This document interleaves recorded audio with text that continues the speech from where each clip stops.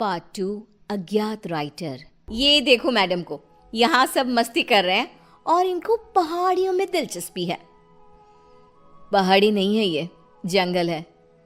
अंदर क्या होगा? किसी का घर, कोई पुरानी हवेली, या और क्या हो सकता है? कहीं तू ही तो नहीं रहती ना इस जंगल में? अब इसका नाम भी बता दे। आज से इसका नाम पालन खेत, मेरा घर, आहार। कालिंदी बचपन से ही रहस्यमय शक्तियों में मानती थी। जहां उसकी उम्र के लोग मॉल घुमा करते, उसे जंगल, सन्नाटा अपनी ओर खींचता था। वो अपने सपनों को हकीकत से जोड़ने की कोशिश किया करती और अपने अनुभव को एक डायरी में लिखा करती थी, जिसके कारण उसके बेंचमेट उसका बहुत मजाक उड़ाया करते थे। फिर से कुछ लिखने बैठ गई तू? कितनी बोरिंग है रे तू। उफ। बस रुकती है और सभी नीचे उतरते हैं। वाटरफॉल के पास का नज़ारा बहुत ही खूबसूरत होता है। सब अपनी अपनी फोटोज लेने में लग जाते हैं, पर कालिंदी वाटरफॉल के नदी के बहाव को देखती रहती है। नीचे उतरना है क्या? उतर जा। सुष्मिता की बात पर कालिंदी चिढ़ जाती है और नदी के बहाव के साथ चलती हुई उसी जंगल में पहुंचती है जिसको उसने पालन खेत नाम दिया था। अंदर एक बहुत खूबसूरत सी हवेली होती है। वो अंदर क्या देखती है? एक औरत काले कपड़े में बैठी एक कुंड में आहुति दे रही है। ओम फट स्वाहा, ओम फट स्वाहा। वो औरत हवा में हाथ घुमाती है और उसके हाथ में अपने आप कुंड में डालने की आहुति आ जाती है। कालिंदी इसके पहले कि कुछ सोच पाती, उसका फोन बज जाता है।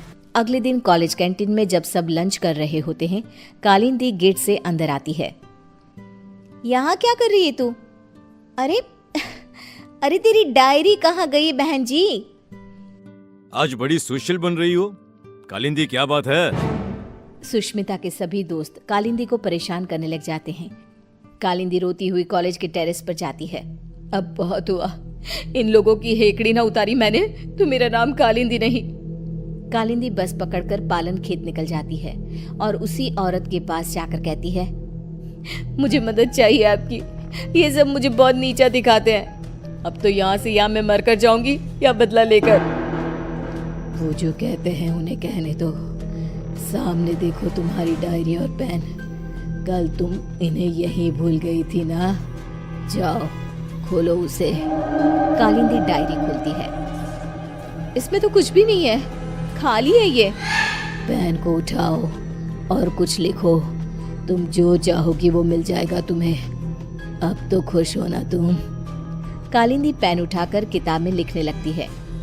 वहाँ बहुत सारी किताबें आ जाती हैं।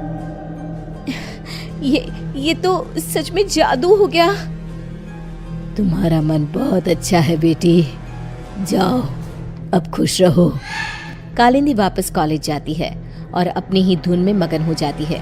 उसकी खुशी बाकी लोगों से बर्दाश्त नहीं होती और उसके पीजी के कमरे के बाहर सभी ताका झाके करने लग जाते हैं। अब क्या मांगू? चांद, छोटा सा चांद हाथ में कैसा लगता होगा ना? ये क्या बकवास कर रही है? सही में तेरा ऊपर का माला खाली है। तुझे ही देखना था ना इसकी खुशी का राज। चल अब। दोनों आगे बढ़ ही रहे होते हैं कि खिड़की से एक रोशनी आती है। दोनों देखते हैं कि कालिंदी के हाथ में सच में चांद है। ये मेरी आंखों का धोखा है। धोखा है? ऐसा कैसे हो सकता है?